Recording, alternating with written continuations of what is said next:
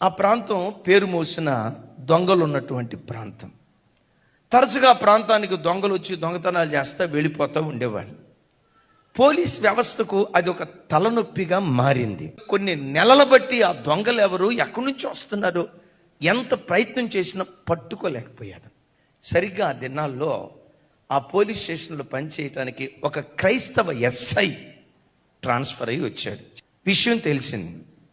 అడిగారు, ఆ దొంగలు వచ్చినప్పుడు ఏమైనా ఆనవాళ్ళు వదిలిపెట్టిపోతున్నారా అంటే వీళ్ళందరూ అన్నారంట, ఆనవాళ్ళే గనక విడిచిపెట్టిపోతే మేమే పట్టుకోకపోదు అయ్యా, ఆనవాళ్ళు ఇంత కూడా వదిలిపెట్టకుండా పోతున్నారయ్యా అని అంటే, లేదు, ఎంత నిపుణత కలిగిన దొంగ అయినా ఏదో ఒకటి వదిలిపెట్టిపోతాడు, తప్పకుండా దొరుకుతుందంటే, దొరికితే మేమే పట్టుకునే వాళ్ళం కదయ్యా అంటే, ఈలోపు ఒక కానిస్టేబుల్ వచ్చి అన్నాడు, సార్ వాళ్ళు వచ్చేటప్పుడు నాకు తెలిసి గాడిదల మీద వస్తున్నట్టున్నారు సార్, ఆ గాడిదలు ఇక్కడ వదిలిపెట్టిపోతున్నారు, గాడిదల తప్ప ఏ ఆనవాళ్ళు దొరకట్లేదండి. గాడిద అనే పేరు ఎప్పుడైతే విన్నాడో, అరే రే గాడిదలు వదిలిపెట్టి వెళ్ళిపోయాడంటే దొంగోడు మనకు దొరికినట్టే అన్నాడంట. నువ్వు భలేవాడు అయ్యా, గాడిదలు దొరికితే దొంగోళ్ళు ఎట్లా దొరికినట్టు నేను చెప్తాను, ఆగండి. ఆ గాడిదలన్నింటినీ పోలీస్ స్టేషన్ దగ్గరికి తీసుకురండి. తీసుకొచ్చారు. ఒక కానిస్టేబుల్ వచ్చి అన్నాడట, చెత్త ఏమంటారా అన్నాడంట. చెత్త కుడితే జాంతానై ఎండగట్టండి, వారం రోజుల పాటు పచ్చి మంచినీళ్ళు కూడా దాపించకుండా ఎండగట్టేసేయండి.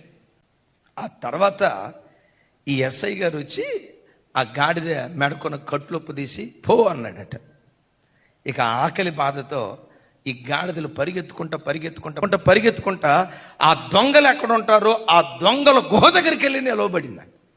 పట్టేసుకున్నారు పోలీసు వాళ్ళు, మొత్తం వసూలు చేశారు.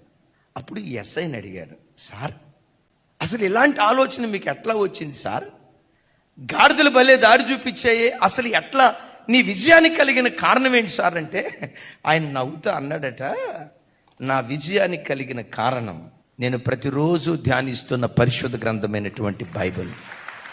ఈ బైబిల్లో చక్కటి మాట రాసింది, ఎద్దు తన కామందు నెరుగును, గాడిద తన సొంత వాని దొడ్డి ఎరుగును అని రాసు. అంటే అడిగితే ఆయన ఆలోచన ఇస్తాడా?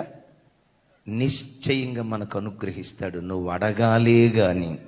అది ఏ సమస్య అయినా, కుటుంబమా, వ్యక్తిగతమా, వ్యాపారమా, ఉద్యోగమా, ఆధ్యాత్మిక, అది ఏ సమస్య అయినా దేవుని సన్నిధిలో మోకరించి, దేవా నీ ఆలోచన చేత నన్ను నడిపించు.